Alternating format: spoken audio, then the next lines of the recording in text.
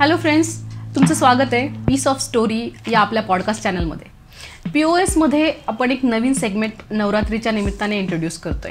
नवरात्रीमध्ये नवदुर्गा या सिरीजमध्ये आपण अशा कर्तृत्ववान महिलांना बोलवतोय ज्यांनी त्यांच्या आयुष्याच्या स्ट्रगलमध्ये प्रोफेशनली एक टप्पा पार केलेलाच आहे, पण या सगळ्या गोष्टी सांभाळताना आपल्या फॅमिलीलाही कुठे त्यांनी मागे सोडलेलं नाही आहे. तर आजच्या आपल्या या पॉडकास्टच्या ज्या गेस्ट आहेत त्या आहेत मीनाक्षीताई. त्यांचा astrology, numerology, tarot card reading, numerology and what not या सगळ्यांमध्ये 5 वर्षापेक्षा जास्तीचा एक्सपिरियन्स आहे. आणि या सगळ्या गोष्टी जेव्हा आपण बोलतो तेव्हा बऱ्याचशा शंका आपल्या मनामध्ये येतात. या सगळ्या शंकांची उत्तरं देण्यासाठी आणि खरंच ही सगळ्या गोष्टींबद्दल लोक जेवढी बोलतात त्यामध्ये किती ताकद आहे आणि काय काय गोष्टी आपल्या लाईफला अफेक्ट करतात हे त्यांच्याकडून आपण जाणून घेऊया. नमस्ते मीनाक्षीताई, तुमचं या पॉडकास्टमध्ये स्वागत आहे. आपण तुमच्या या जर्नीबद्दल जाणून घेऊ, त्यासाठी मी खूप उत्सुक आहे. सो मला या पॉडकास्टची सुरुवात करताना हा प्रश्न विचारायचा आहे की आपण ॲस्ट्रॉलॉजी, न्यूमरोलॉजी किंवा टॅरो कार्ड रीडिंग या सगळ्या गोष्टींबद्दल बोलतो, पण आपण सुरुवात करूया तुमच्या बालपणापासून की कसं तुमचं बालपण आणि काय तुमचं एज्युकेशन किंवा फॅमिली बॅकग्राऊंड कसं झालं हे सगळं. ॲक्च्युली माझं बालपण हे खूप कष्टामध्येच गेलेलं आहे. ओके. म्हणजे माझे वडील जेव्हा कोहिनूर मिल बंद पडली त्याच्यानंतर माझे वडील कोल्हापूरमध्ये आले. तिथं त्यांना जॉब वगैरे नव्हता. आमचं खूप स्ट्रगलमध्ये लाईफ गेलेलं आहे. तिथून आम्ही स्ट्रगल करत करत म्हणजे आई वडील जे दोघं टिफिन आणायचे, म्हणजे एकाच ठिकाणी कामाला जायचे, एक टिफिन आणायचे आणि त्या टिफिनमध्ये आम्ही 3 जण खायचे, भाऊ वगैरे, आणि राहिलं तर आई वडील खायचे. म्हणजे आमचं बालपण असं गेलेलं आहे की आम्ही कष्टातूनच वर आलेलो आहे. बरोबर. कारण का आपण जे करतो म्हणजे त्यातून आपल्याला समजतं की आपण स्ट्रगल लाईफ केलेली असल्यामुळं आपण पुढं जेव्हा ह्या जर्नीला पाऊल टाकतो तेव्हा आपल्याला समजतं की मागचं कधी विसरून पुढं जाऊ नये. बरोबर आहे ना. तर आपण मागच्या गोष्टी विसरून न जाता पुढं जाताना मागच्या पण गोष्टी आपण त्या धरून चाललो पुढं, तर लोकांना आपण काही गोष्टी सांगू शकतो की बाबा असं नाही, असं कर, त्याच्याने तुला फायदा होईल असं आपण सांगू शकतो. कारण आम्ही अनुभव घेतलेला आहे. अनुभवामुळं लोकांना बोलतो. आता आजकाल बरेच म्हणजे वयस्कर म्हणजे असतात घरामध्ये, ते मुलांना सांगत असतात, सजेस्ट करत असतात की बाळा असं नाही, असं कर. ते त्यांना म्हणजे असं हे वाटतं की काहीतरीच बोलते, पण त्यांनी तेवढा अनुभव घेतलेला असतो. इतके वर्ष त्यांनी काढलेली असतात म्हणून ते सांगतात. कारण त्यांनी ती त्या गोष्टीतनं म्हणजे म्हणतात ना एक अनुभवलेला आहे स्ट्रगल, आणि बाहेरचं वातावरण पण माहीत असतं, त्यामुळे ते बोललेले म्हणजे बोलतात. तेव्हा ते त्यांनी वाईट वाटून म्हणजे असं वाटतं की त्यांना हे काय ही तुमच्या वेळेला ठीक होतं, आमच्या वेळेला असं आहे, असं म्हणून ते हे करतात. पण आत्ता बघता क्षणी आपण बघताय की आजकाल बरंच काही आता न्यूमरोलॉजी, ॲस्ट्रॉलॉजी किंवा टॅरो ह्या गोष्टी का आल्या, कारण आज त्याची गरज आहे. बरोबर. लोकांना. बरोबर. जसं करोना आला, करोना नंतर बघा ह्या गोष्टी म्हणजे परमेश्वराने एक नेटवर्क मार्केटिंग चालू केलं. म्हणजे प्रत्येकाला संधी दिली. बरोबर. का दिली? कारण का तेव्हा त्याला असं वाटलं की सगळ्यांना समजवण्यासाठी ह्या लोकांची गरज आहे. बरोबर. मग तेव्हा त्यांची पोटपाणी चाललीत. बरोबर आहे ना. बरोबर. बरोबर. कारण कसं आहे की आम्हाला पण काही गोष्टी, आता मी ह्या क्षेत्रात आले, मला स्वप्नातही वाटलं नाही की मी ह्या क्षेत्रामध्ये काम करेल किंवा ह्या गोष्टी करेल. ॲक्च्युली मी माझ्या मुलीची कुंडली दाखवली होती. त्या कुंडलीवरून माझ्या गुरुनी मला, म्हणजे आत्ता माझे गुरु आहेत ते, त्या गुरुनी मला सांगितलं की तुम्ही लोकांचं भाकीत वगैरे करू शकता. पण त्यावेळेला मला पटलं नाही ह्या गोष्टी. अच्छा. कारण का मी स्ट्रगल केलेली आहे. मी मसाला वगैरे, मसाल्याचे माझे बिझनेस होते. ओके. किंवा मी स्नॅक सेंटर होतं माझं. अच्छा. म्हणजे मी बरंच प्रत्येक क्षेत्रात काम केलेलं आहे. असं नाही की कुठल्या क्षेत्रात येत नाही असं नाही, सगळ्या क्षेत्रामध्ये मी काम केलेलं आहे. येत नाही माझं असं होतं की येत नाही म्हणून न सांगता मला येत नाही म्हणून सांगायला मला खूप आवडतं. बरोबर. बरोबर. मग मी त्या क्षेत्रामध्ये काम करत होते. असं वाटलं नाही की कुंडली म्हणजे आपण कुंडली असेल, एखाद्या भटजीकडे आपण जातो, त्याला दाखवतो आपण कुंडली, मग ज्योतिष सांगतो आपल्याला असं करा तसं करा.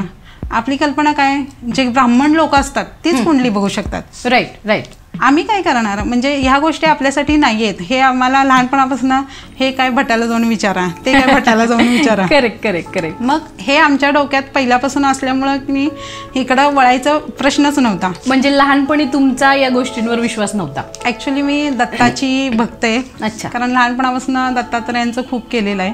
अच्छा. आणि मला नाही माहिती की ते कुठंतरी माझ्या लाईफवर पुढं जाऊन माझे गुरु पण दत्तात्रय मधलेच येणार असतील. अच्छा. ते त्या गोष्टी घडायच्या होत्या, म्हणून मग मला परमेश्वराने ह्या जागी उभा केलं ना, की माझं बालपण जेवढं म्हणजे मला विश्वास होता, पण असा नव्हता की असं काही चमत्कार होतात ते. अच्छा.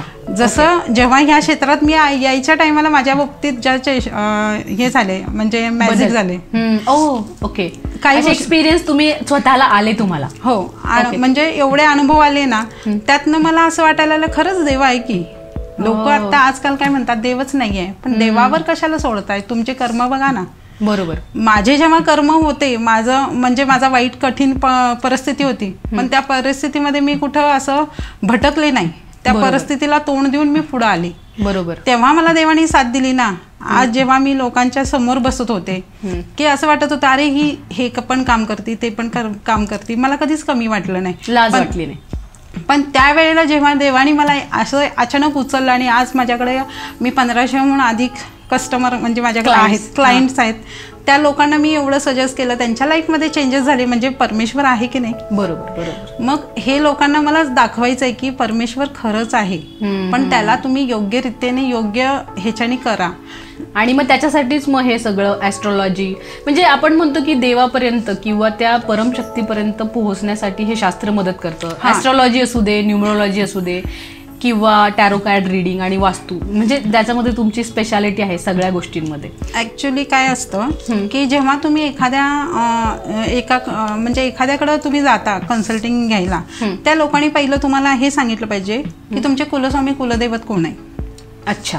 जेव्हा तुमचे कुलस्वामी कुलदैवत जेव्हा तुम्हाला मंत्रजाप वगैरे करायला लावतील, त्यातून तुम्हाला पहिला बेनिफिट स्टार्ट होतो. म्हणजे त्यातून तुम्हाला मिळणारी ऊर्जा ही वेगळीच असते. म्हणजे तुमच्या आयुष्यात तुमच्या ऊर्जेचा स्रोत हा म्हणजे तुमचे कुलदैवत ठरवतं. आणि ते प्रत्येकाला माहीत हवं. हो. ते तुमचे पहिले आई वडील आहेत. मग नंतरचे तुमचे आई वडील आहेत ते जन्म दिलेले जे आहेत ते, त्यांना तुम्हाला मानलं पाहिजे. आपण काय करतो प्रत्येक वेळेला आपल्या घरातच असतं, पण आपण गावभर शोधत राहतो. बरोबर. जेव्हा तुम्ही आई वडिलांच्या पाया पडताय तेव्हा तुम्ही अनेक आशीर्वाद घेताय, आई वडिलांना मानताय, तेव्हा तुम्हाला ते आशीर्वाद मिळतायत. पण तुम्ही काय करताय, हल्लीची पिढी अशी आहे की आई वडिलांचं मानायचंच नाही. मग हे आता इतके आजार, थायरॉइड, हे ते, म्हणजे इतके काही काही गोष्टी, पिसुडी वगैरे ह्या गोष्टी वाढलेल्या आहेत. का वाढलेल्या आहेत? पूर्वी होतं का हो? आपण कधी ऐकलेलं का असे आजार? पण आत्ताच्या काळात काय आहेत, कारण का आत्ताचं लोक सांगतात की माझ्या मुलीला PCOD झालाय, किंवा त्याला असं म्हणजे मायग्रेनचा त्रास आहे. म्हणजे ह्या गोष्टी का होत आहेत? कारण ते विचारांमध्ये अडकतायत किंवा ते शेअरिंग करत नाहीयेत. बरोबर. शेअरिंग करत नसल्यामुळं काय होतंय की मुलं तिथं स्टक होत आहेत आणि आई वडिलांना ते कळत नाही. आई वडील आजची पिढी फोनमध्येच आहे. बरोबर बरोबर बरोबर. फोनमध्ये असल्यामुळं समोरच्याला काय वाटतं की अरे जाऊ दे, ती आपल्या आपल्या कामात असते, म्हणजे प्रत्येक जण आपल्या आपल्या कामामध्ये व्यस्त असल्यामुळं मुलांच्याकडे वेळ द्यायला वेळच नाहीये त्यांना. मग त्याच्यामुळं काय त्याचे इफेक्ट असे होतात की ह्यांना मग हॉस्पिटलचा खर्च वाढलेला आहे. पूर्वी एवढे हॉस्पिटल नव्हते, आता एवढे हॉस्पिटल आहे. पूर्वी मंदिरं होती, मंदिरामध्ये लोक जायची, बसायची, भजन कीर्तन ऐकायची. बरोबर. आता आहे का असं? नाही. म्हणजे कमीत कमी आत्ताच्या ह्यांनी जसं करोनाने काही गोष्टी शिकवलेल्या आहेत, चांगल्याबरोबर वाईट पण गोष्टी गेलेल्या आहेत. त्यामुळं देवावर थोडीफार, म्हणजे मी म्हणत नाही की 100% लोक, 75 मधले किंवा 50% तर लोक देवाकडे वळलेले आहेत. बरोबर. आता तुम्हाला दिसत आहेत, कारण का पूर्वी तेवढं नव्हतं. आणि जेव्हा आम्ही म्हणजे म्हणतात ना, परमेश्वराने एखाद्याला निवडलेलं असतं. जर तुम्हाला असं वाटलं की एक जण तुमच्याकडे आलाय, तुमच्याकडं सजेशन मागायला, तर तुम्ही सजेस्ट काय करणार त्याला की तू बाबा असं कर, तसं कर, का औषधं घे. त्याच्यापेक्षा त्याला सांगा ना, त्याला मेडिटेशनचं सांगा. मेडिटेशन म्हणजे बेस्ट आहे. तुम्ही 21 दिवसाचं मेडिटेशन केल्यावर तुम्हाला स्वतःला कळेल की आपण कुठं चुकतोय, किंवा त्याच्या डोक्यातले विचार निघून जातील. बरोबर. म्हणजे हे साध्या साध्या रेमेडीज आहेत. तर त्या रेमेडीज केल्या ना तुम्हाला त्याचा इतका बेनिफिट होणार आहे हे लोकांना कळलं. म्हणजे रेमेडीज सांगताना म्हणजे अशी सेवा देणारे जे बाकीचे लोक आहेत ज्यांना समजा तुमच्या जे सोपे आपण म्हणतो जे सोपे उपाय न सांगता मोठं काहीतरी फॅन्सी सांगायचं किंवा मग ते बरोबर आहे की नाही इथूनच सुरुवात की बरोबर सांगतायत की नाही ते तिथून सुरुवात. कारण शंका असते ना त्यामुळे तुम्ही कितीही जरी काय केलं शंका येईल तिथं कधीच उपचार होत नाही. बरोबर. जेव्हा तुम्ही विश्वासाने जाताय एखादी माती जरी मी उचलून दिली तर त्याच्यात फरक पडणं म्हणजे तुम्हाला विश्वास तिथं आलेला असतो. कारण तुम्ही थकलेला असताय थकून येताय आणि इथून मला फरक पडणार आहे हे माइंडसेट घेऊन आलेला असताय तेव्हा मी देणाऱ्या गोष्टीने तुम्हाला बेनिफिटच होतं. बरोबर. म्हणजे तुमचं असं म्हणणं आहे की जेव्हा आपण असे प्रेडिक्शन करतो ॲस्ट्रोलॉजी न्यूमरोलॉजी टॅरो कार्ड किंवा अशा संबंधित सगळ्या गोष्टी त्याच्यामध्ये तुमच्यावर एक जबाबदारी असते. हो बरोबर. म्हणजे कारण एखादा जेव्हा तुमच्याकडे येतो तेव्हा आयुष्यातले खूप महत्त्वाचे निर्णय तुमच्या त्या एका गायडन्समुळे तो बदलणार असतो. बरोबर आहे. खूप पूर्वीपासून येणारी प्रथा म्हणजे काय की लोक कुंडली बघूनच लग्न करतात. ओके. म्हणजे मग कुंडली किंवा बाकीच्या सगळ्या गोष्टी त्याच्यातनं तुम्ही लाईफ पार्टनर चूज करताय सो तो जबाबदारीने दिलं पाहिजे असं तुम्हाला म्हणायचं. बरोबर आहे. है ना. ऍक्च्युली आता काही लोक म्हणतात की तुम्ही 36 गुण जुळतायत म्हणून सांगताय तर 36 गुण जुळून माझी मेहुणी घरात बसली आहे असं सांगणारी पण लोक आहेत. राईट. मग तेव्हा आम्ही आता न्यूमरोलॉजीनुसार काही गोष्टी आम्ही चेक करतो किंवा त्यांचं जोडी म्हणजे जमती का नाही ते आम्ही सांगतो. कारण आता मी न्यूमरोलॉजीनुसार बरीच घरं सेट झालेली बघितलेली आहेत. कारण कसं आहे आणि दुसरी गोष्ट अशी आहे की जर तुम्हाला लग्न टिकवायचं आहे बरोबर तर तुम्हाला ऍडजस्टमेंट ही करणंच आहे. लग्न ही ऍडजस्टमेंट आहे. हे जर प्रत्येकाने समजून घेतलं तर संसार हा कधीच दुःखाचा होत नाही सुखाचाच होतो. हे लोकांनी आधी आता कसं आहे ह्याच्याशी नाही जमत सोडलं दुसरं केलं हे असं चालत नाही. कारण काय हे तुम्ही तुमचाच शुक्र खराब करताय. अच्छा. कारण तुम्ही तुमचा शुक्र तिथं खराब करताय. अच्छा. आहे ते तुम्ही म्हणजे कसं असतं तुम्ही जर म्हटला की माझं माझ्या नवऱ्याशी पटतं का प्रेमाने बोलते ठीक आहे त्यांनी चिडलाय ना तर त्यावेळेला तुम्ही शांत राहा. नंतर तुम्ही तो शांत झाल्यावर तुम्ही बोलू शकताय ना. मग जर तुम्ही भांडणच वाढत बसली म्हणजे एकाने ओरडला तर तुम्ही पण ओरडणार मग तिथं कुंडली काय करते काहीच नाही करू शकत. बरोबर. ऍडजस्टमेंट पहिली गरजेची आहे की आपल्याला लग्न करायचंय दुसऱ्याच्या घरात जायचंय तर थोडंसं स्वतःला एक बॅलन्स ठेवलं पाहिजे. असं नाही अशाने आज किती घरं तुटलेली आहेत. बरोबर. मग थोडंसं कुणाचं ऐकायचं कुणाचं नाही कुठलं योग्य आहे कुठलं नाही हे पण बघितलं पाहिजे. बरोबर. आजकाल ते बघत नाहीत म्हणून लग्न तुटतायत आणि आज ऍस्ट्रोलॉजीकडे वळलेली आहेत लोक. आपण त्याच प्रश्नावर येऊया की तुम्ही लाईफमध्ये किंवा या शास्त्रांकडे वळायचा जो निर्णय तो म्हणजे अशी काय अनुभव आले की तुम्हाला असं वाटलं की मी हे शिकलं पाहिजे. की जेव्हा माझ्या गुरुनी असं सांगितलं माझ्या मुलीबद्दल की माझ्या मुलीचं कमी माझं सांगितलं की तुम्ही भाकीत करू शकता किंवा काय करू शकता हे जेव्हा त्यांनी सांगितलं तेव्हा मला असं वाटलं की हे काय सांगतायत मला मी एवढं तर स्ट्रगल मधनं गेली हे सगळं झालंय आणि हे काय सांगतायत. पण मला ते कुठं काहीतरी पटलं नाही. एक 6 महिने माझे तसेच गेले.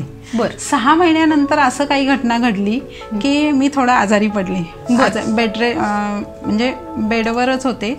आणि तेव्हा त्यांचे स्टेटस बघायचे स्टेटस बघता बघता टॅरोचे स्टेटस यायचे त्या टॅरोच्या स्टेटसमध्ये मी असं पाहिलं हे कसले पत्ते आहेत मला काहीच बरोबर आपल्याला काहीच अनुभव नाही ना हे कसले पत्ते आहेत काय आहेत म्हणून मी ते जस्ट मी बघितलं आणि त्याच्यामध्ये मी एंट्री केली आणि पैसे वगैरे भरून टाकले. बघूया तरी काय आहे आता आरामच करतोय ना थोडंसं त्यातनं काहीतरी बघूया जस्ट म्हणून त्यात मी पाहिलं. आणि त्याच्या आधी मी देवाला आधी असं म्हटलं मला काय हा त्रास सहन होत नाही देवा एकतर घेऊन जा नाहीतर मला बरं कर. हे मी पहिलं त्याच्याशी बोलणं झालं होतं आणि नंतर हे मी ह्या गोष्टी केल्या होत्या. अच्छा. मग जेव्हा मी केलं आणि आमचे शनिवार आणि रविवारचे 2 क्लास झाले. ओके. आमचे 2 क्लास झाले त्यामध्ये एक साधारण 5-7 कार्ड शिकवले होते आमच्या मॅमनी. अच्छा. आणि त्या कार्ड आणि थोडी इन्फॉर्मेशन वगैरे दिली. मग ते कार्ड शिकवल्यानंतर मला उत्सुकता कधी पण कुठली गोष्ट करायची असली ना मला आधी करून बघायची.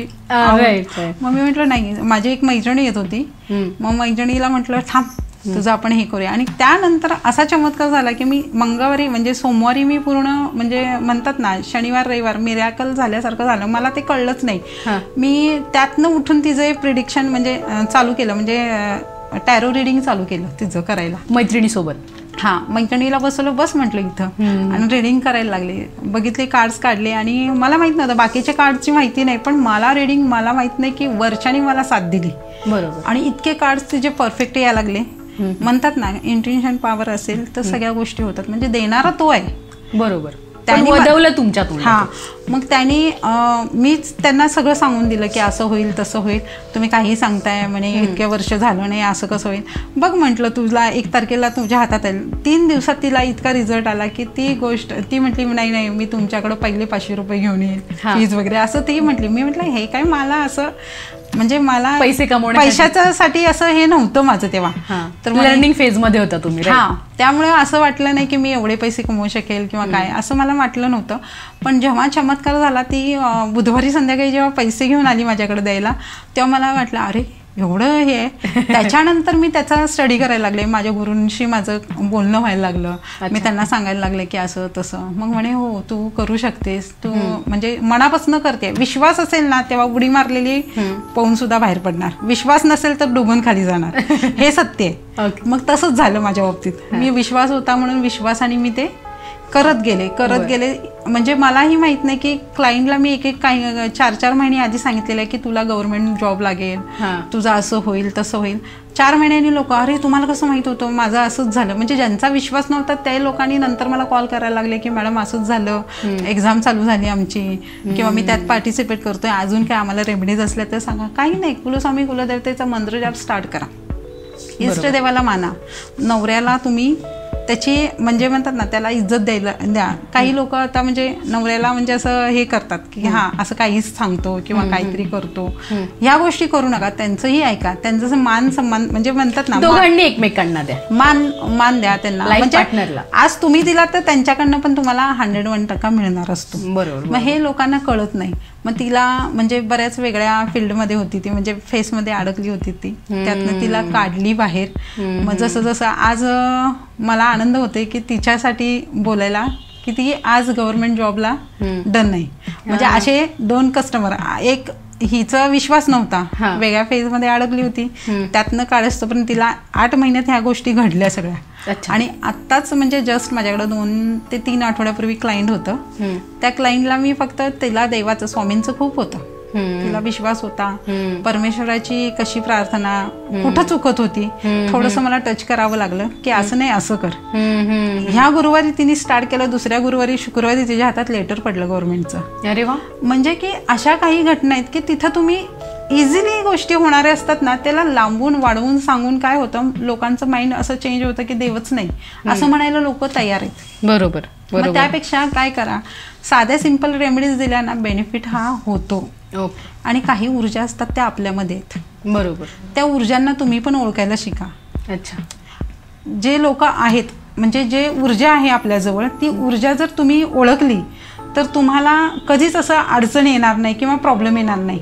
त्याचं सोल्युशन पण तुम्हाला मिळून जातं. फक्त एक गुरु म्हणून म्हणजे एक गायडन्स म्हणून तुम्ही दुसऱ्याला विचारू शकता, नाही असं नाही. पण पूर्ण तुम्ही त्याच्या आहारी गेला तर तुम्हाला त्याच्यातनं काय होतं की प्रॉब्लेम येत जातात. मग समोरचा माणूस तुमचाही फायदा घ्यायला बघतो. म्हणजे काय विचारायचं किंवा किती विचारायचं हे आपल्या गुरुला बघून ठरवावं की गुरु तेवढा कॅपेबल आहे का नाही. ऑब्व्हियसली जर तुम्हाला गुरूंनी सांगितलेल्या गोष्टींचा जर उपयोग होत असेल तर मग म्हणजे गुरु परफेक्ट आहे. बरोबर. पण जर उपयोग होत नसेल तर तुम्ही थांबवलं पाहिजे. बरोबर आहे. ऍक्च्युली माझ्याकडे असे पण लोक येतात, काही लोकांना मी ब्रेसलेट देते घालायला, टायगर आय वगैरे देत असते. तर काही लोक मला म्हणतात हे माझ्यासाठी नाहीये का, हे मला देत नाही का, म्हणजे एक म्हणजे हे मला स्टोन द्या, हे द्या, म्हणजे सॉरी रत्न द्या वगैरे विचारतात. तर रत्न कशासाठी, तुम्हाला हे दिलंय ना, म्हणजे एक 500 रुपयापासून आपण स्टार्ट करतो. 500 रुपयाचं जर तुम्हाला दिलं त्याच्यातनं बेनिफिट आला तर तुम्हाला कशाला 10,000चं पाहिजे. बरोबर बरोबर. मेन म्हणजे मंत्रचाटमध्ये खूप ताकद आहे. बरोबर. आणि तुम्हाला एक विश्वास आलेला असतो. एखाद्या डॉक्टरकडे तुम्ही जाताय, गुण तुम्हाला माहिती असतं ह्याच्याकडे गेलं की मला गुण येणार आहे, हे माहित असतं.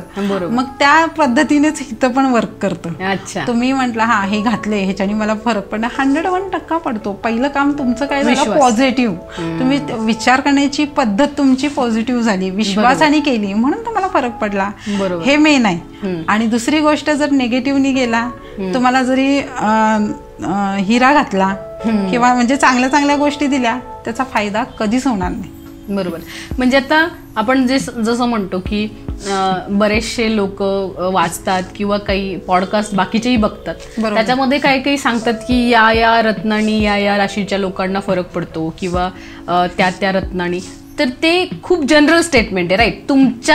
म्हणजे तुमची सिच्युएशन काय आहे त्याच्यानुसार ते घातलं पाहिजे. बरोबर. ऍक्च्युली तुम्ही म्हणताय रत्नांवर आपण आलोय, तर मी रत्न जास्त करून सजेस्ट नाही करत. अच्छा, रेकमेंड नाही करत. हा, मला मंत्र जापवर खूप विश्वास आहे मॅम. तर मंत्र जापमध्ये जी ताकद आहे ती रत्नांमध्ये एवढी मला नाही वाटत, कारण मी कुणाला अजून सजेस्ट केलं नाही. बिना रत्नांचे लोकांना रिझल्ट आहेत. बर.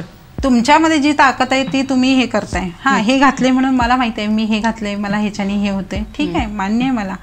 पण कितपत का रत्नांमध्ये पण लोक काय करतात की त्या रत्नांना कोणी खरं खोटं ओळखत. हा, एक्झॅक्टली. मी तेही विचारणार होते की आता बरीचशी लोक म्हणतात की ही रत्न ती रत्न, तर त्याची जी म्हणजे प्युरिटी आहे किंवा ते खरे आहेत की नाही, तर हे आपण कसं पडताळून बघणार. ऍक्च्युली तुम्ही जी रत्न घेताय, काही लोकांच्याकडे ती रत्न असतात ती 100-200 रुपयाची असतात.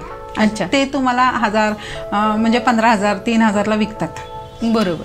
मग ते तुम्ही त्याचं तुम्हाला काय वाटतं ह्याच्याकडून आणले, मग तुम्ही त्याच्यात असताय. काही दिवसांनी तुम्हाला असं वाटतं की हा कामं नाही व्हायला लागली, की असं वाटतं अरे माझी कामं होत नाही. अरे पण तुम्ही स्वतः ब्लॉक झालाय. ज्या गोष्टी तुम्हाला करायच्या आहेत, ज्या गोष्टी सांगितल्यात त्या करा, आणि प्लस ह्याचा व्हायब्रेशन येणारच आहेत. पण केव्हा येणार आहे, तुम्ही 100-200 रुपयाच्या रत्नाला, रत्न नसतं साध्या. पूर्वी आम्ही काही गोष्टी अशा बघितल्या की म्हणजे पाचू हा बांगडीपासून तयार केलेला पाहिलेला आहे. अरे बापरे. मग इथं कुठंतरी फसवेगिरी.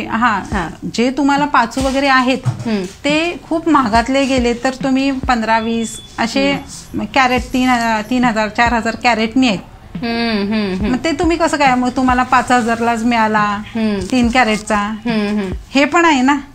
मग त्याच्यापेक्षा तुम्ही मंत्र जापावर विश्वास ठेवा, स्वतःवर विश्वास ठेवा आणि पुढे जा ना. आणि तुम्हाला असं वाटतंय मला काहीतरी घालायचं आहे, तुम्ही ब्रेसलेट पण यूज करू शकता. ब्रेसलेटनी व्हायब्रेशन घ्या आणि त्यातून असं वाटलं की मला चांगलं वाटते, मी 4 पैसे कमवते. एखादा क्लायंट आपल्याकडे येतो, तो एकदम एकदा गरीब लोक येतात, त्यांच्याकडे पैसे पण नसतात द्यायला. हा, म्हणजे कोणाला काहीतरी कुठेतरी अडकलेले असतात तेव्हाच येतात. हा, मग त्यांच्याकडे नसतं. मग त्यांना आम्ही सांगितलं तुम्हाला 25,000 खर्च येणार आहे आणि तुम्हाला रत्न घालायचं आहे. मग ते घालतील का? नाही घालणार, कारण त्याच्याकडे आता खाण्याचेच वांदेत. बरोबर. मग अशा वेळेला आपण काय करतो, साधं ब्रेसलेट वगैरे देतो. त्याच्या एक मनाची हे झालेलं असतं की बाबा मला काहीतरी, मला ह्यातनं बेनिफिट मिळणार आहे, तो तिथंच पॉझिटिव्ह झालेला असतो. पण मिळतो का? 101%. नाही, म्हणजे असे ब्रेसलेट आपण जे ह्याच्याने फायदा होतो ना. होतो. ओके, 100% होतो. आणि मग नंतर त्याच्या एक लाईनला लागला किंवा आजारात, अशी काही मी ब्रेसलेट दिलेले आहेत, कोणी आजारी आहेत त्या लोकांना दिलेला आहे, त्याचा बेनिफिट झालेला आहे. अच्छा. मग त्याच्यामुळं म्हणजे म्हणतात ना mouth to mouth, publicity, right. अशी लोक माझ्याकडे आलेले आहेत. मला कुठे एक्स्ट्रा ऍड करावी लागली, ऍड नाही करायची गरज. कारण का माहितीये काय, लोकांच्या आयुष्यात फरक पडला. बरोबर. आज तुम्ही जे करताय तो वरचा बघतोय. बरोबर. तुम्ही गाड्या घोडं घेऊन फिरणार, हे मान्य आहे मला. गाड्या म्हणजे आज तुम्ही जर त्याला लुटलाय, उद्या तुमच्याकडे येणार आहे ती वेळ, म्हणजे ते फिरून तुमच्याकडे येणार आहे. कर्म हिट्स बॅक. त्याच्यामुळं तुम्हाला आता कसं वागायचंय आणि काय करायचंय. आज समोरच्याकडे आहे म्हणून लुबाडून खायचं, हे योग्य नाहीये. त्याला तुम्ही त्याच्याकडनं आशीर्वाद घ्या. पैसा कोणी कमवेल, आशीर्वाद मिळणं, त्याच्या चेहऱ्यावरची स्माईल बघणं, हे आयुष्य बदलणं. जेव्हा तुम्हाला समोरचा एखादा फोन करून सांगतो की माझ्या लाईफमध्ये हे चेंजेस झाले, तुम्हाला किती आनंद होईल. बरोबर. ठीक आहे, तुम्ही त्याच्यासारखं समाधान नाही. मग समाधान त्याच्यातून मिळणारे क्लायंट सुद्धा तुम्हाला क्लायंट बेस पण मिळतो ना. बरोबर. मग हे मला असं म्हणायचं आहे की मी जेवढं मला जिथपर्यंत पोचता येईल मी तेवढ्यापर्यंत पोचतीच आहे. पण मला असं वाटतं की अगदी शो करून राहण्यापेक्षा की जे साधं सिंपल आहे, जे काय पूर्वी ऋषीमुनींनी जे काही सांगितले, होम हवन असेल आपल्या घरामध्ये, होम हवन करा. काही लोकांना मी सांगितलं होम हवन करा, नाही करत. कारण का? नाही, टाइमच नाही मॅडम असं म्हणतात. पण तुमच्या घरातली ऊर्जा आहे, ती ऊर्जा जर खराब असेल तर तुम्ही होम केला तर तिथनं नेगेटिव्हिटी निघायला स्टार्ट होते. हे लोकांना कळत नाही. बरोबर बरोबर. म्हणजे आता तुम्ही जसं म्हणालात की घरात ऊर्जा असते, मला असं वाटतं की ते वास्तूमध्ये येतं. बरोबर. हो. मग वास्तूमध्ये आपण जेव्हा म्हणजे तुम्ही जेव्हा लोकांना सजेशन देता वास्तूशी निगडीत काही असेल प्रॉब्लेम, तर वास्तूमध्ये जर काही दोष असतील समजा, तर मग वास्तूमधील दोष तुमच्या आयुष्यावर कसे म्हणजे परिणाम करतात? ऍक्च्युली आम्ही स्वतःला प्रोटेक्शन घेऊनच जातो. कारण त्या घरामध्ये ज्या एनर्जीज असतात त्या आमच्यासाठी घातकच असतात. कारण की कुणाच्या आयुष्यात आपण ढवळाढवळ केली ते कुणाला पटणार नाही, कारण ते सहन नाही होत. बरोबर आहे ना? मग तेव्हा आपण ज्या घरामध्ये जातो तेव्हा तिकडची एनर्जी ही आमच्यासाठी बसलेलीच असते. बरोबर. नाही, पण मग त्यांच्या आयुष्यात काय काय म्हणजे काही काही प्रॉब्लेम येऊ शकतात. जसं आता चुकीचे काही काही वास्तू आपण म्हणतो की या ठिकाणी हे नको, त्या ठिकाणी ते नको. तर कोणत्या कोणत्या प्रकारचे प्रॉब्लेम येतात जर तुमची वास्तू ही त्या वास्तूच्या नियमांनुसार बनलेली नसेल, तर कशा कशा प्रकारचे प्रॉब्लेम येतात? तुमच्या जर किचन नॉर्थ ईस्टला असेल तर लेडीजला प्रॉब्लेम होतात. हेल्थ इश्यू असतात किंवा तुमचे मायग्रेनचे प्रॉब्लेम येऊ शकतात. अच्छा. हां, नॉर्थ ईस्ट आणि साऊथ वेस्ट आम्ही हे आमच्या वास्तूमध्ये मेन आहे.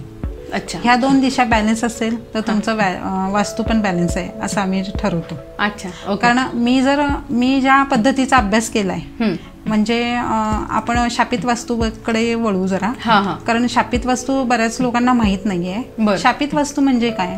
आपल्या घरामध्ये जेव्हा तुमचा नॉर्थ ईस्ट आणि साऊथ वेस्ट हा कोणा कट असेल किंवा वाढीव असेल तेव्हा तुमच्या घरामध्ये ती ऊर्जा खराब असते.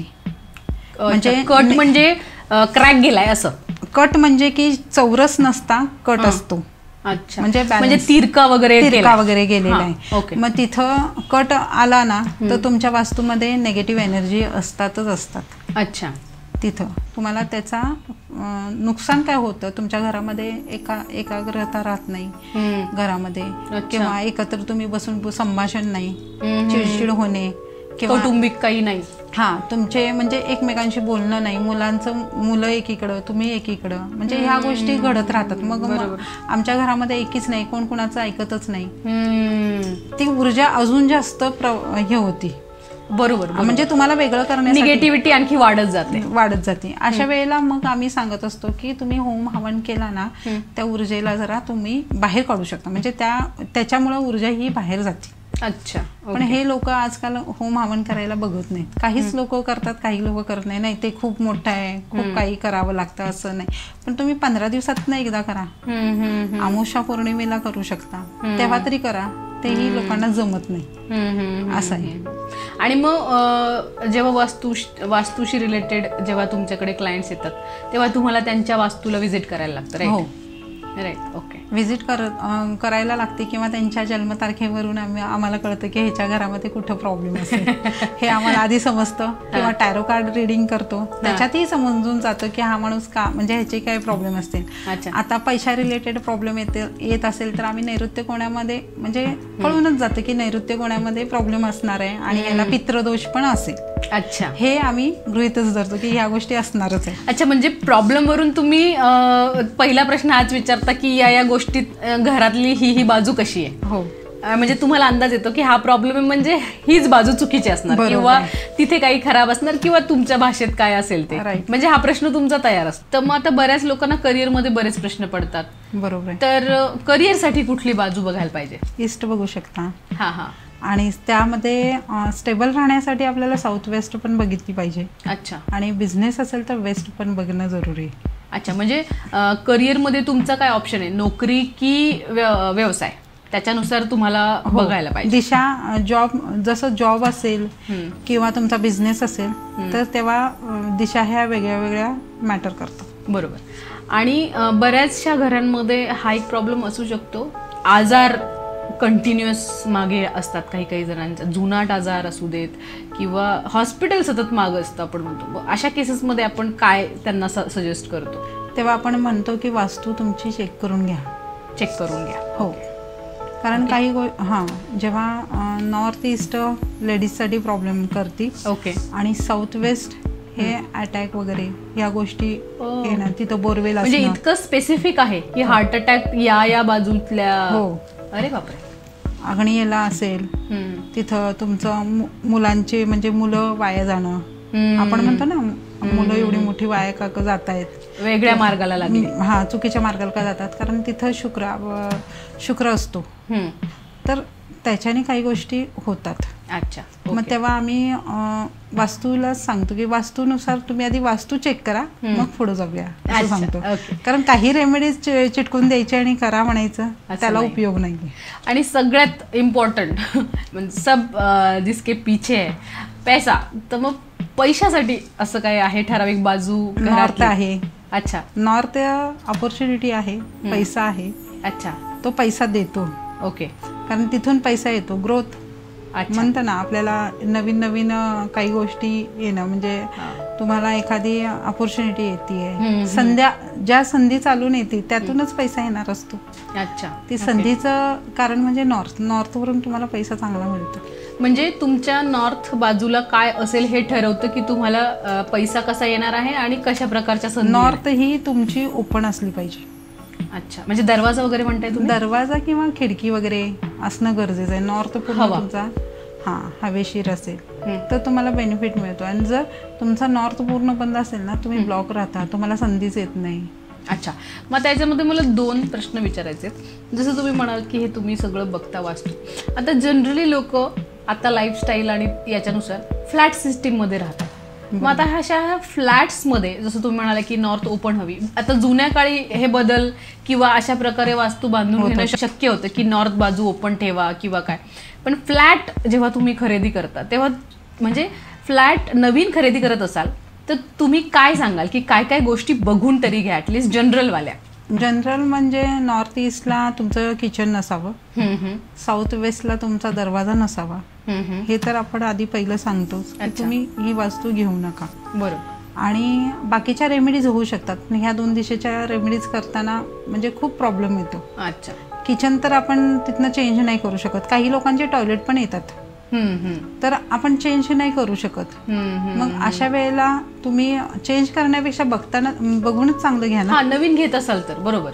नवीन घेत असाल तर ना नॉर्थ ईस्टला थोडीफार तुम्हाला माहिती असली पाहिजे की आपण चुकीची वस्तू घेण्यापेक्षा एखाद्या कन्सल्टंटला विचारा, बोलवा, त्याच्याकडनं कन्सल्टेशन घ्या आणि मग तुम्ही ठरवा.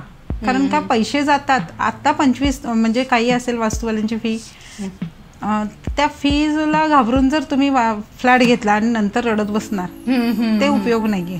बरोबर. त्या सगळ्या गोष्टी तुमच्या आयुष्यावर परिणाम करतात. हो. आणि काही गोष्टी कर्मामध्ये, काही लोक म्हणतात बघा माझं हित हे असून सुद्धा मला काही फरक पडत नाही. कर्मावर मेन म्हणजे असं आहे की कर्म जसं तुमचं असेल तशी तुम्हाला वास्तू पण मिळते. कर्मानुसार तुम्हाला वास्तू मिळते. जसं पितृदोष, मी म्हटलं ना, पितृदोष आला ना समजलं तर त्याला म्हणते साऊथ वेस्टला तुझा दरवाजा तरी असेल किंवा टॉयलेट तरी असेल, हे आम्ही गेस करतो. आणि मग पितृदोष आला म्हणजे कसं समजायचं हे पितृदोष? ऍक्च्युली मी टॅरो बघते, टॅरोवरनी कळतं की पितृदोष आहे का नाही, आणि 100% असतोच त्यांना. आपण टॅरोकडे जाऊयात, पण टॅरोच्या आधी मला एक प्रश्न विचारायचा आहे की आता समजा आपण बघितलं की फ्लॅट नवीन घेताना आपण काय काय जनरली म्हणजे करू शकतो ते. पण आता ज्यांची घरं ऑलरेडी आई वडिलांनी बांधलेली आहेत किंवा ऑलरेडी बांधलेलं आहे कन्स्ट्रक्शन, अशा वेळेस त्याच्यामध्ये तर तुम्ही पाडू नाही शकत. बरोबर. मग त्याच्यामध्ये काय काय रेमेडीज असतात का, म्हणजे न पाडता रेमेडीज आहेत? ओके. आपण फ्लोअरला करतो. गहू जर आपण जमिनीत टाकला तर उगवणार आहे, वरती टाकल्यावर उगवणार नाहीये. तसंच आपण धातू अध्याय करतो.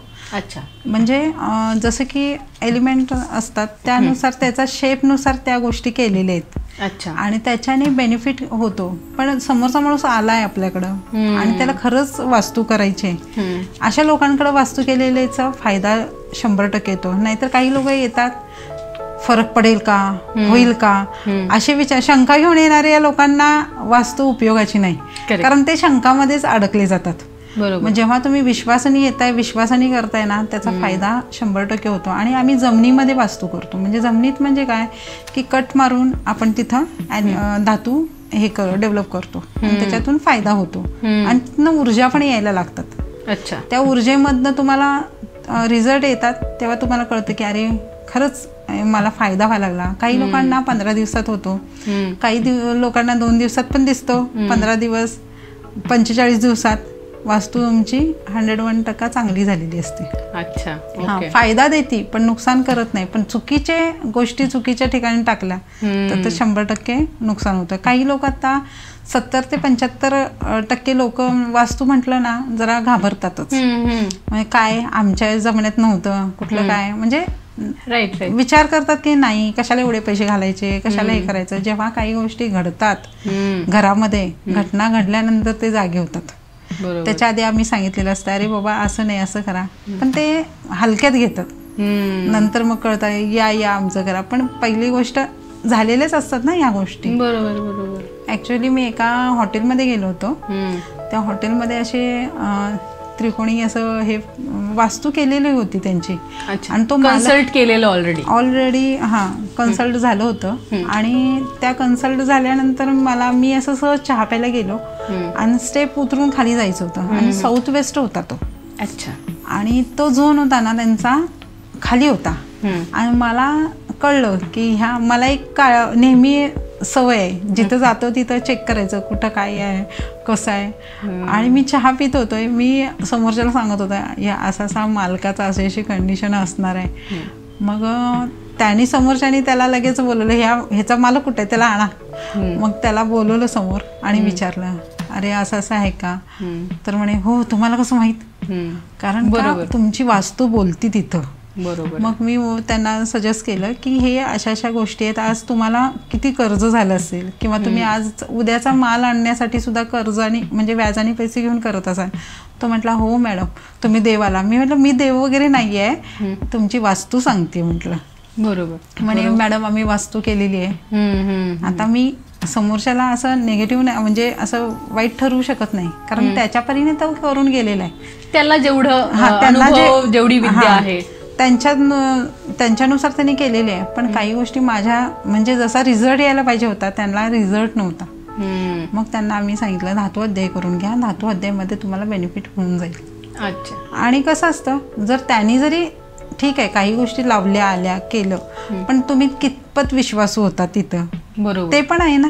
हो, तुमचा विश्वास काम करतो. विश्वासच नसेल तर ती गोष्ट पण तिथं पुढे जात नाही. बरोबर. मेन म्हणजे तुमच्यामध्ये विश्वास गरजेचा आहे. बरोबर. विश्वास नसेल तर मी जरी सोनं टाकलं तरी त्याचा फायदा होणार नाही होणार. हे पण आहे. बरोबर. आता आपण जवळजवळ वास्तूमध्ये सगळ्याच गोष्टी कव्हर केल्या. फक्त आता एक शेवटचा आपण म्हणून की पर्सनल रिलेशन म्हणजे जसं आपण लग्न म्हणतो किंवा लाईफ पार्टनर म्हणतो, तर अशा गोष्टींमध्ये वास्तूचा काही रोल असतो की असं काही नाही? असतो ना. तुम्हाला रूम कुठली द्यायची, नवीन जोडपे आहेत तर त्यांना कुठली तुम्ही रूम देऊ शकता, त्यांचे रिलेशन चांगले राहतील. साऊथ ईस्टला तुम्ही रूम देऊ शकता. अच्छा. मग त्यांचे तिथं म्हणजे एकमेकांचं बॉन्डिंग राहतं, चांगल्या गोष्टी होऊ शकतात तिथं. रिलेशन त्यांचे चांगले बनवू शकतात तिथं. अच्छा. ओके. म्हणजे एखाद्याचं समजा नवरा बायकोंचं पटत नाही, अशा लोकांना मी सांगते साऊथ वेस्टला द्या त्यांना ठेवून किंवा साऊथला. चांगलं म्हणजे त्यांचे रिलेशन तिथं चांगले होतात. म्हणजे मतभेद कमी होतील. मतभेद कमी होतील, एकमेकाला समजून जातील. आणि जर एखादे वयस्कर आहेत आणि तुम्ही त्या लोकांना जर साऊथ ईस्टला झोपत असेल तर त्याचे पण परिणाम वेगळे होतात. अच्छा. ओके. त्या लोकांना तुम्ही नॉर्थ ईस्टला झोपवा किंवा नॉर्थला झोपवा, त्यांना आरोग्य चांगलं मिळेल. अच्छा. म्हणजे बाजू तर महत्वाची आहेत, पण ते तुम्ही कोणाला म्हणजे कोणाला सांगता येतो, म्हणजे तुमचा क्लायंटचं वय काय आहे, काय बाकी सगळ्या गोष्टी पण ऑब्व्हियसली म्हणजे त्या मॅटर करत असतील.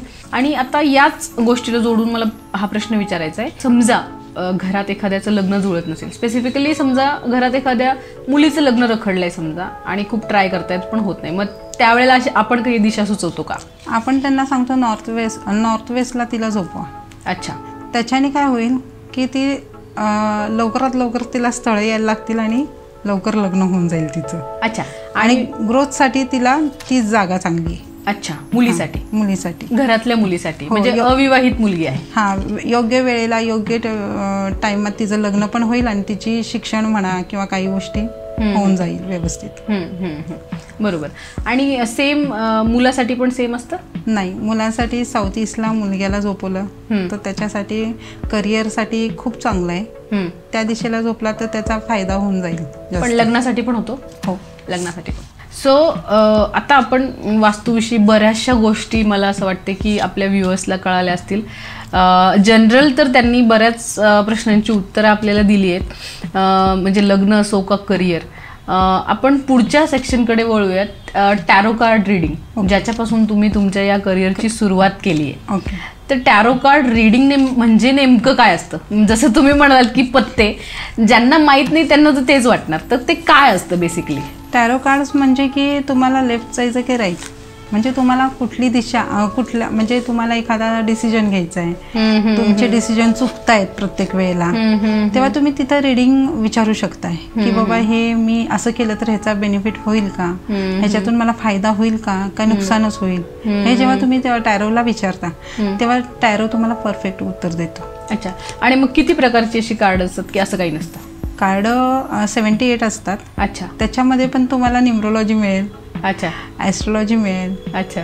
परत तुम्हाला त्यात वास्तू मिळेल. कॉम्बिनेशन आहे, सगळं कॉम्बिनेशन आहे त्याच्यामध्ये. आणि तुम्हाला रेमेडीज कुठे केली पाहिजे हे सगळं त्यात, म्हणजे त्यातल्या काही गोष्टी बघितल्या तर खूप बारकाईनं पण आपण बघू शकतो, म्हणजे त्यानुसार आपण सजेस्ट पण करतो. म्हणजे एखादा आलाय, मॅडम मी असं असं आहे आणि मी जॉब करू की बिझनेस करू, बरोबर, तेव्हा मी असं असं म्हणजे डिसिजन घेतलेला आहे, मला आता जॉबमध्ये एवढा बेनिफिट होत नाही आहे तर मी बिझनेस करतोय, तर ते माझ्यासाठी तुम्ही सजेस्ट करा काय करू.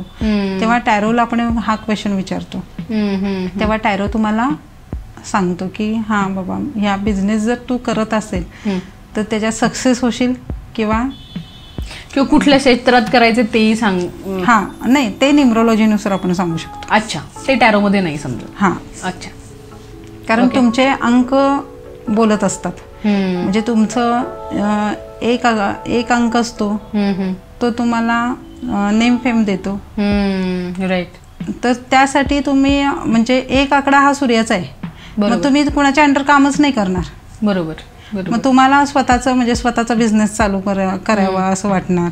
तुम्ही लोकांना गाईड करण्यासाठी, म्हणजे माझ्या हाताखाली घेऊन कामं करणार तुम्ही, बॉस. हां, तुम्हाला कुणाचं ऐकायला आवडणार नाही, पण तुम्हाला दुसऱ्यांना ऐकवायला आवडेल किंवा त्याच्याकडनं कामं करून घ्यायला आवडेल. बरोबर. ह्या गोष्टी होतात. सेकंड नंबर तुम्ही, म्हणजे 2 नंबर आहे, 2 हा चंद्राचा आहे, तो पाणी रिलेटेड कामं करू शकतो किंवा लिक्विड, जे लिक्विड पदार्थ आहेत त्याच्यामध्ये तो काम करू शकतो. किंवा क्रिएटिव्हिटी त्यांच्याकडे जास्त असते, छान पद्धतीने, म्हणजे काही गोष्टी तयार जरी घरातला आवरावर हे पण त्यांना छान जमते. बरोबर. म्हणजे काही गोष्टी एम्ब्रॉयडरी असेल, शिवणकाम असेल, आर्टच्या रिलेटेड ते छान करू शकतात. अच्छा. किंवा नर्सिंग आहे, ओके, म्हणजे एखाद्याची काळजीच घ्यायची तर ते सुद्धा ते छान पद्धतीने घेऊ शकतात. बरोबर. मग 3 नंबर आहे. बरोबर. जर 3 नंबर आहे तर 3 नंबर हा काय करतो, गुरुचा आहे. बरोबर. मग तो नॉलेज देण्यासाठी चांगला आहे. म्हणजे काही त्या व्यक्तीला सांगू शकतो, तू शिक्षण क्षेत्रामध्ये जा, टीचिंग क्षेत्रामध्ये काम कर, किंवा कुठल्याही गोष्टीमध्ये तू म्हणजे टीचिंगचं काम कर, तुला त्याचा बेनिफिट होईल. किंवा काही लोक अशी पण आहेत की जॉब करतायत, IT मध्ये आहेत, ते म्हणजे IT मध्ये आहेत, ते HR वगैरे काम करतात. 3 नंबरमध्येच येतात आणि ते त्याच्यात सक्सेसफुल होतात. कारण त्यांना शिकवायला आवडतं, त्यांना सांगायला आवडतं, ते कंटाळा कधीच करणार नाही. तुम्हाला एक क्वेश्चन विचारला की 10 सांगायला बसणार. नॉलेज शेअर करायला त्यांना आवडतं, कारण त्यांनी काही गोष्टी केलेल्या असतात, त्यांना अनुभव असतो, मग त्याला वाटतं की अरे ह्याचा फायदा होऊ दे, म्हणून तो शेअर करत असतो नेहमी. म्हणजे तो वाईट नाहीये. लोकांना वाटतं अरे हा जास्त बोलतोय, अरे जास्त ज्ञान देतोय.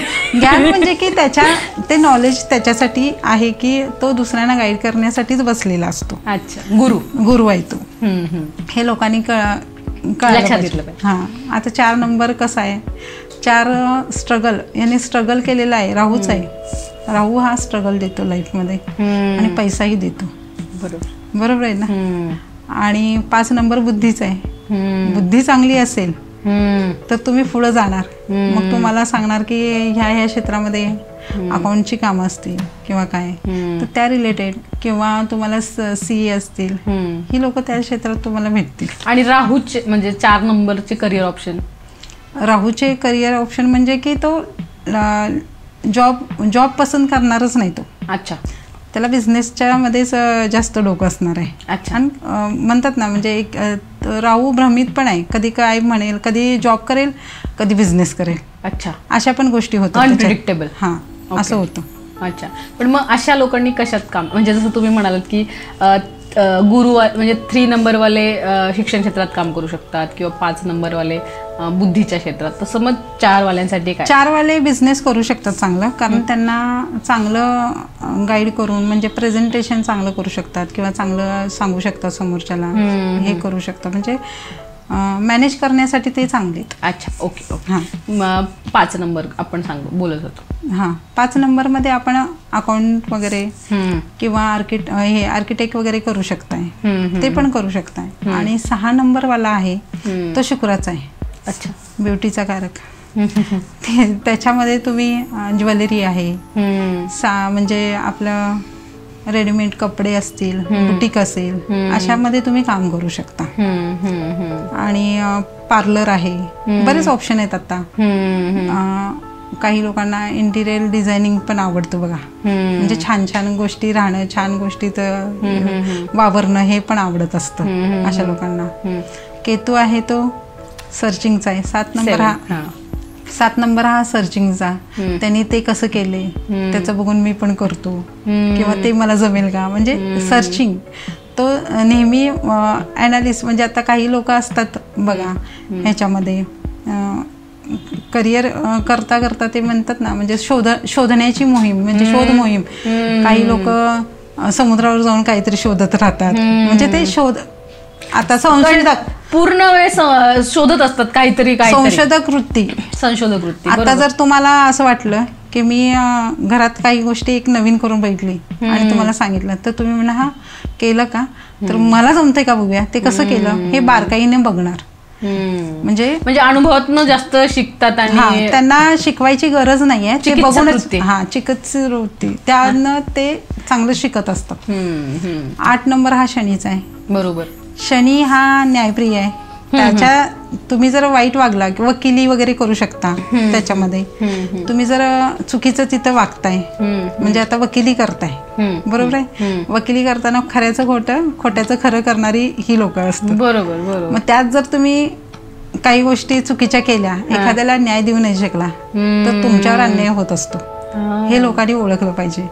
म्हणजे तुमच्या नंबरनुसार तुम्ही करिअर चूज केलं पाहिजे, त्यांनी तुम्हाला जास्त चांगला फायदा होईल. आणि चुकीच्या नंबर सोबत मग ते करिअर मध्ये ग्रोथ नाही होणार. राईट. बरोबर आहे. 9 नंबर मंगळाचा आहे, म्हणजे सेनापती. सेनापतीला काय आवडतं, त्याच्या पुढं कोणी जायचं नाही, त्यांनी सांगेल तेच केलं पाहिजे. ही लोक कॉम्प्युटर मध्ये काम करू शकतात त्या ह्याच्यामध्ये, म्हणजे इलेक्ट्रिक आहे किंवा हे आता आजकालचं हे सगळं म्हणजे कॉम्प्युटरचं जग आहे, ह्याच्यामध्ये ते छान पद्धतीने काम करू शकतात. मशिनरीच्या ह्याच्यामध्ये, तर त्याच्यामध्ये ते पुढे जाऊ शकतात. बरोबर. झाले आपले 1 ते 9 नंबर झाले.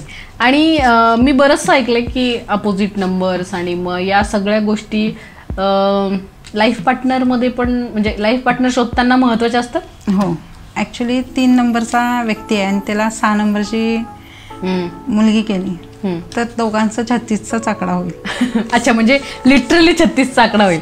राईट. मग त्यांचं पटणारच नाही.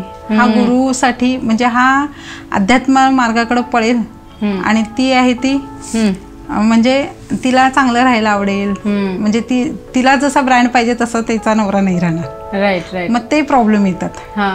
मग न्यूमरोलॉजीनुसार जर तुम्ही जर नंबर बघितले, नंबर बघून तुम्ही केलात तर त्याचा बेनिफिट चांगलाच होतो. अच्छा, फायदा होईल. म्हणजे मग असे अपोजिटच नंबर म्हणतात, राईट? म्हणजे ऑब्व्हियसली खूप साऱ्या स्पेसिफिक गोष्टी असतील त्याच्यामध्ये, पण जनरल अपोजिट नंबर सांगता येतील का, की या नंबरच्या व्यक्तीने या नंबरच्या व्यक्तीसोबत म्हणजे पार्टनरशिप करू नये, किंवा म्हणजे life partnership? Obviously life partnership किंवा जॉबच्या साठी सांगेल. 7 नंबरच्या लोकांनी करायची नाही कधी पार्टनरशिप. अच्छा. तर ती कधी सक्सेस होत नाही. अच्छा. कारण 7 नंबरवाले काय असतात, त्यांना पाय आहे, धडच आहे, डोकं नाही आहे ना. मग त्यामुळे येणारा सगळी लोक त्यांना सारखीच वाटतात. मग ही लोक ह्याच्यामध्ये शेअर मार्केट असेल किंवा काही असेल त्याच्यामध्ये फसली जातात. मग हे लोक पार्टनरमध्ये काय होतं की त्यांना कितीही मिळालं, 7 नंबरच्या लोकांना डोकं नसल्यामुळे त्यांना कितीही चांगलं मिळालं तरी तो काय म्हणतो, अजून कमी आहे, मला अजून हवं होतं काहीतरी. म्हणजे ते त्यांच्या डोक्यामध्ये राहतं. आणि अपोजिट नंबर अजून कसं तुम्ही म्हणाल 3 आणि 6 नाही, तर असे अजून काही अशा जोड्या आहेत का काही? आहेत ना. जर जनरल असं काही असतील, म्हणजे 1 8 आहे. 1 8 आहे. ओके. 1 8 शी तुमचं पटणार नाही. म्हणजे 1 म्हणजे सूर्य आहे, 8 म्हणजे शनी आहे. जर शनी तुमचा पार्टनर असेल तर तुमचं त्यांचं पटणार नाही. मग त्याच्यामध्ये वादविवाद वाढतात. आता मला असं वाटतं आपण बऱ्याचशा गोष्टींची माहिती घेतली आता, इनफ ऑफ म्हणजे जनरल तरी आपण सांगण्याचा प्रयत्न केलाय आपल्या व्ह्युअर्सला की अशा अशा प्रकारच्या गोष्टी असतात. आणि ऑब्व्हियसली हे काही कोणी मनघडण नाही बनवते, स्वतःला वाटेल म्हणून कोणी सांगत नाहीये. त्याच्या मागे म्हणजे जसं तुम्ही म्हणालात की प्रॉब्लेमवरून तुम्हाला समजतं की कुठला दोष असू शकतो, किंवा कुठली बाजू खराब असू शकते, किंवा कुठले नंबर्स खराब असू शकतात. आता एवढ्या दिवसांच्या तुमच्या कन्सल्टेशनमध्ये तुमचे काही क्लायंट्स असे होते का, त्यांच्या बाबतीतले तुमचे जे एक्सपिरियन्स आहे तर मग काही थ्रिलिंग एक्सपिरियन्स आपल्याला अशा काही व्ह्युअर्स सोबत शेअर म्हणजे करता आल्या तर? आणि अशा म्हणजे आपण म्हणतो निगेटिव्हिटी, आता ऊर्जेचा जसा स्रोत असतो आपण म्हणतो, तर मग अशा ऊर्जांपासून वाचण्यासाठी म्हणजे तुम्ही स्वतः काही रेमेडी करता का? स्वतः रेमेडीज म्हणजे की मी हवन आधी करते घरामध्ये. माझ्याकडे येणारा क्लायंट आहे ना, क्लायंट येतो त्याच्या मी आधी घरामध्ये अगरबत्ती असेल किंवा धूप दिवा वगैरे असेल ते सगळं सतत माझं चालूच असतं. येणारा क्लायंट त्याला बसू वाटत नाही, कारण त्याच्याकडे नेगेटिव्ह ऊर्जा असते. त्याला बसू वाटत नाही की इथून जावं, पळून जावं असं त्याला वाटत असतं. जेव्हा मी स्टार्ट करते, दिवाबत्ती वगैरे लावलेली स्टार्ट करते लावून, तेव्हा त्याला म्हणजे एक थोडं तो स्टेबल होतो. त्याच्यातली निगेटिव्हिटी त्यातनं निघायला स्टार्ट होती. बरोबर. ॲक्च्युली मला त्याच्यातून स्वतःला त्रास झालेला आहे. मी 8-15 दिवस आजारी होते. अच्छा, होतो त्रास? असा होतो कारण निगेटिव्हिटी ती आम्हाला त्रास देते. अच्छा, जेव्हा म्हणजे प्रॉब्लेम सोबत निगेटिव्हिटी येते असं? ॲक्च्युली माझी माळा सुद्धा, म्हणजे मी जेव्हा प्रेडिक्शनला बसते किंवा मी जेव्हा लोकांचं काही गोष्टी सांगायचं असते तेव्हा बसते, तर मी टायगर आय घालते ना. टायगर आय एवढे म्हणजे ती तुटण्यासारखीच नव्हती, पण अशा काही गोष्टी आहेत की समोर बसलेल्या माणसामुळं ते नेगेटिव्हिटी इतकी होती की माझी माळ पण तुटून गेली. कारण हे सत्य आहे. तुम्हाला वाटत असेल की ह्या काही गोष्टी अशा नाही आहेत, पण हे सत्य आहे. ती म्हणजे चांगले 8-10 धाग्यांमध्ये जर बांधलेली माळ आत्तापर्यंत चांगली आहे आणि तुटण्यासारखी काहीच नाही, आपोआप तुटते. नजर एक चांगली नसती. या सगळ्या गोष्टींमध्ये आपण एका गोष्टीबद्दल बोललो नाही की बरीचशी लोक म्हणतात नजर लागली किंवा वाईट नजर आहे. तर मग अशा केसेसमध्ये काय होतं, म्हणजे त्याचा परिणाम तुमच्यावर पण होतो का? होतो ना. आपण रस्त्याने जरी एखादे जात असेल, एखादी मुलगी चांगली असेल, आपण म्हणतो ना छान आहे, सुंदर आहे, सुंदर आहे, मुलगी असो मुलगा असो, आपण म्हणतो ना खूप छान आहे. त्याची नजर म्हणजे आपल्यामधनं जी ऊर्जा जाते ती त्याला जाऊन नेगेटिव्ह होती. बरोबर. म्हणजे एखादा माणूस बघा ना, नजर लागली ईर्षेने वगैरे म्हणतो, राईट, ईर्षेने म्हणतो किंवा सहज असं, म्हणजे त्याला वाटत नाही की ह्याला काय पुढे जाऊन, पण ती नजरमध्येच आपण नजर दोषेमध्येच पकडली जाते. अच्छा. मग एक घरी गेला असं गळून जाणं, थकवा येणं, हे तर नजरदोषचेच लक्षणं आहेत. मग अशा वेळेला आम्ही सांगतो की तुम्ही छान मीठ घालून आंघोळ करा, थोडंसं क्लिअर व्हाल, किंवा एखादी भीमसेनी कापूर घ्या, 2 लवंग घ्या, स्वतःवरनं उतरवा आणि जाळा, त्याच्याने पण तुम्हाला त्याचा फायदा होतो. कारण नजर ही वारंवार लागतच असते. बरोबर. कारण सध्याच्या ह्याच्यामध्ये आपण बघा, जेवण केलं तरी लोक काय करतात, आधी फोटो काढणं आणि स्टेटस ठेवणं हे झालेलं आहे. नंतर मग पोटात दुखणं हे पण चालू आहे. खा ना, खाल्ल्यानंतर तुम्ही स्टेटस टाका, ते आधी स्टेटस टाकतात आणि नंतर मग माझं पोट दुखायला लागलं. बरोबर. हे नजरेचंच हे आहे. कोणी कुठल्या नजरेने बघतं, कोण काय कसल्या नजरेने बघत असतं, करत असतं, हे लोकांना कळत नाही. कोणाचीही लागू शकते. हो. अच्छा. आपण म्हणजे ह्या सगळ्या प्रेडिक्शन करताना किंवा लोकांचे आयुष्य बदलताना तुम्हाला असे काही अनुभव आलेत का की खूप म्हणजे थ्रिलिंग आहेत आणि त्याचं म्हणजे तुम्हालाही भीती वाटली? ॲक्च्युली एक क्लायंट आहे माझं, ते आहेत छत्तीसगडचे. त्याचा प्रॉब्लेम असा होता की तो आत्महत्या करण्यापर्यंत गेला होता. अच्छा. म्हणजे सारखं त्याच्या डोक्यामध्ये आत्महत्या करायचं आहे असं व्हायचं. मग त्याला माझा नंबर मिळाला त्यांच्या जिजीकडनं आणि त्यांनी मला विचारलं की असं असं आहे. मला माहित नव्हतं की ह्याचं काय म्हणजे काय प्रॉब्लेम आहे काय नाही. फक्त त्यांनी कॉल केला, मेसेज केला, पण मी त्याच्याशी जास्त बोलू शकले नाही. कारण का, वेळ आल्याशिवाय आपण समोरच्याला प्रेडिक्ट पण करत नाही. अच्छा. तुम्ही जबरदस्ती केली तर नाही होत. मग त्यावेळेला मी 2-3 दिवसांनी त्याच्याशी हे केलं, कॉन्टॅक्ट केला आणि बोलले की बाबा असं असं आहे, तू मला कॉल केला होतास वगैरे, तुझ्या घरच्यांचे म्हणजे तुझ्या जिजूचे वगैरे फोन येत आहेत, काय प्रॉब्लेम आहे, तर असं असं होतंय मला. मग त्याची स्टोरी ऐकली तर मला खूप भीती वाटली. कारण त्याच्या वडील वारले होते, आजी वारली होती आणि एकाच डेटला वारले होते. वर्षानुवर्षे. आणि 1 वर्ष गेलं आजी वारली, 1 वर्ष गेलं वडील वारले आणि त्याच्या आधी त्याच्या आईने गळफास घेतला होता. सेम डेटला? सेम. अरे बाबा. आणि मग ती डेट आली की त्याला एक भीती वाटायची. आणि ती म्हणजे त्या वर्षाची डेट आली की असं वाटायचं की मला आत्महत्या करायची. आणि त्या वेळेतच माझ्याकडे आलेला तो की असं काही गोष्टी होतात. आणि त्या डेटच्या आसपासच आम्ही दोघांचं आमचं बोलणं झालं. तेव्हा मी त्याला सांगितलं की बाबा असं असं आहे, तर तू ह्या गोष्टीतनं म्हणजे कशामुळे झालं, काय झालं, आधी ऐकून घेतलं त्याचं. तर त्याच्या आईने काहीतरी शिक्षिका होती आणि खूप म्हणजे पैसेवाले चांगली लोक आहेत, पण त्यांना फसवलं गेलं. म्हणजे 10 रुपये घेतले, त्याचे 40 रुपये त्यांच्याकडनं वसूल करायच्या हिशोबाने. मग ती आई कंटाळून की नाही फास लावून घेतली. म्हणजे ह्या गोष्टी झाल्या. मग गव्हर्नमेंट दृष्ट्या नुकसानीत गेले. आणि गव्हर्नमेंट सर्वंट होती. त्याच्या मागे खूप त्रास होता की त्याला जॉब पण मिळत नव्हती आईच्या जागी. गव्हर्नमेंट जॉब असल्यामुळे त्याच्या आईच्या जागी त्याला जॉब मिळत नव्हता. किंवा त्याच्या मागे अशा काही घटना सोडल्या होत्या, म्हणजे अशी आजूबाजूची लोक पण त्याच्या हात धुवून मागे लागली होती. निगेटिव्ह सगळं. त्याला म्हणजे त्याला मरावंच ह्या म्हणजे त्याच्यापेक्षा दुसरं ऑप्शन नाही असं. मग तो त्यालाच हे प्रवृत्त करत होते की हे मेला तरी चालेल, म्हणजे एवढा त्रास देत होते त्याला. मग तो त्या ह्याच्यामध्ये येऊन सारखं म्हणायचा, मुझे दीदी ऐसा लग रहा है, मैं अभी ऐसा करूंगा वगैरे. त्याचं चालू होतं. अरे म्हटलं कशाला मरतो, हे जीवन काही दुसऱ्यांना म्हणजे परत येत नाही ना, तू कशाला असं करतो. आईने असं केलं, वडिलांचं असं झालंय किंवा काय, एवढं छान म्हणजे घरदार आहे, सगळं काही व्यवस्थित आहे, तू का नाही सेटल होत. तर मला जॉबवर पण मला परमनंट म्हणजे जातो, सही करून घेत नाहीत किंवा काय नाही, असं ते सांगायला लागला. म्हटलं जा तू कंटिन्यू जा, मी सांगितलेल्या गोष्टी कर.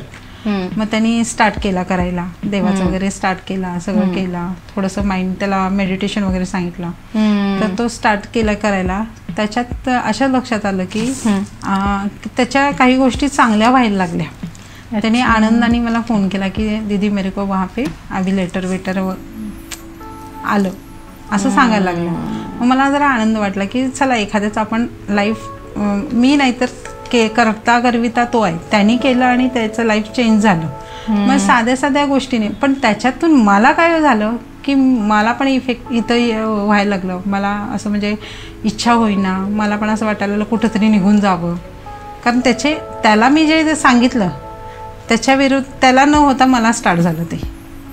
बापरे. हो, कारण मी स्वतःला कव्हर करून बसले नव्हते त्या दिवशी. म्हणजे स्वतःला कव्हर म्हणजे पूर्ण स्वतःला प्रोटेक्ट करून बसला तर तुम्हाला त्याचा हार्म नाही होत, म्हणजे तुमच्यावर त्याचं काय इफेक्ट होत नाही. अच्छा. आणि ज्या दिवशी तुम्ही करणार नाही त्या दिवशी तुम्हाला नक्कीच त्रास होणार. अरे बापरे. हां, मग मला असं 15 दिवस असं वाटायला लागलं घर सोडून जावं, नाहीतर स्वतःचं काहीतरी करून घ्यावं किंवा वाईट म्हणजे ह्या गोष्टी मी लोकांना चांगलं सांगते आणि ते माझ्या बाबतीत व्हायला लागलं. बापरे बापरे. म्हणजे काळजी घेऊनच ह्या गोष्टी कराव्या लागतात. बरोबर बरोबर. आणि आता हा झाला भीतीदायक अनुभव. असा काही अनुभव आहे का की तुमच्या प्रेडिक्शनमुळं एखाद्याचं आयुष्य पूर्ण बदललं आणि सतत येणारे आपण म्हणतो ना अडचणी म्हणा किंवा सतत येणारे सतत लांबत जाणारी कामं किंवा अशा काही गोष्टींमुळे कोणाचं लाईफ एका पॉझिटिव्ह मोडला गेलाय का? हां, आता माझ्याकडं एक आहेत सूरजचेच क्लायंट, म्हणजे आता ते बहिणीसारखंच मानतात वगैरे, तर ते आहेत. त्यांचं लाईफमध्ये म्हणजे आम्ही असं एका सेशनलाच भेटलो होतो, तर तेव्हा आमची ओळख झाली. फोनवरनंच आमचं बोलणं वगैरे व्हायचं. मग म्हणे तुम्ही काही गोष्टी टॅरो वगैरे करताय, तर मग मला जर असं क्वेश्चन विचारायचं आहे. तर मी म्हटलं ठीक आहे विचारा. तर त्यांनी असा विषय केला की माझे पैसे आहेत एका ठिकाणी, पण मला काही त्याची भीती नाही की त्याच्यामुळं मला फ्लॅट मिळणारच आहे. पण मी जस्ट टॅरोला विचारलं, टॅरोवरनं बघितल्यावर मला कळलं की तो माणूस त्यांना फ्लॅटसुद्धा देणार नाही. अरे बापरे. हां, हे कळलं मला त्यात. मग मी म्हटलं नाही, तो तुम्हाला फ्लॅट नाही देणार. मग त्यांना त्यांच्या पायाखालची जमीन सरकली. असं कसं काय? मग त्यांना लगेच फोन लावला, फोन माझा ठेवला आणि लगेच लावला. तर म्हटलं नाही, मी फ्लॅट नाही देणार, तुझे पैसे देणार. अच्छा. हे त्यांना कळलं. तेव्हा त्यांनी मला परत फोन केला, मग आता काय करायचं? हा फोन पैसे देईल असं मला वाटत नाही, कारण तो अडकलेला, तो कसा पैसे देईल किंवा हा नेहमीच सगळ्यांशी फ्रॉड करतोय. बरोबर बरोबर. मग मी म्हटलं काही रेमेडीज होत्या साध्या सिंपल, त्या रेमेडीज त्यांनी स्टार्ट केल्या. एक 15 दिवसात त्यांना त्यांचे पेमेंट यायला स्टार्ट झालं. बरोबर. पहिलं पेमेंट दिवाळीच्या टायमाला त्यांना आलं, तेव्हा त्यांना आनंद झाला. त्यांनी खुशीने, मी म्हटलं त्यांच्या घरचं पण वास्तू जरा मी चेक केली होती, म्हणजे ऑनलाईन आपण काही गोष्टी करतो. मग त्यांनी मॅप वगैरे प्लॅन वगैरे पाठवून दिलेला, ते बघितलं, सगळं झालं. मग तिथं कळलं की यामुळं ह्यांना हा त्रास झालेला आहे, पैसे त्यांचे अडकलेले आहेत. मग मी त्यांना सांगितलं होतं, तर ठीक आहे, त्यांना पण नॉलेज होतं वास्तूचं, ते पण शिकत होते. मग त्यांना पण त्यातनं कळालं की होय इथं असेल, माझं ह्याच्यामुळं पण झालं असेल. मग त्यांना पण ते विश्वास होता.